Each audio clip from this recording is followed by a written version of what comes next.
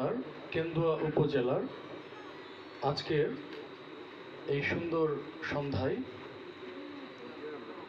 উপস্থিত আমাদের প্রধান অতিথি মান্যবর জেলা প্রশাসক ও বিজ্ঞ জেলা ম্যাজিস্ট্রেট নেত্রকোনা জনাব মোহাম্মদ আব্দুল্লাহ আল মাহমুদ জামান স্যার, উপস্থিত আছেন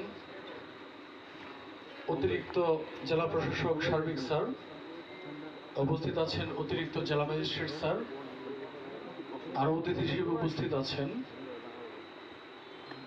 কেন্দুয়া উপজেলার বিএনপির সম্মানিত সভাপতি মহোদয়, নেত্রকোনা থেকে আগত অতিথিবৃন্দের মধ্যে জনাব তানভীর জাহান চৌধুরী, সাংস্কৃতিক কর্মী, উপস্থিত আছেন কামাল ভাই,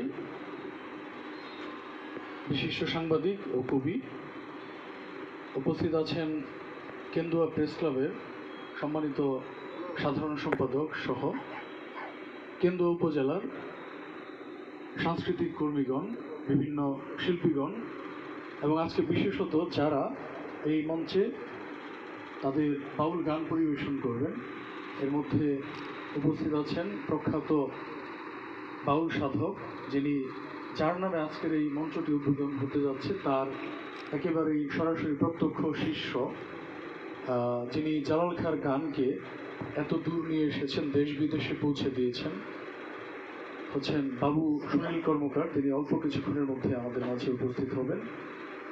উপস্থিত আছেন জীবন্ত কিংবদন্তি কেন্দুয়ার আরেকজন কৃতি সন্তান কুদ্দুস বয়াতি, যাকে দেশ বিদেশে সবাই আমরা চিনি, তাকে নতুন করে পরিচিত করানোর কিছু নেই।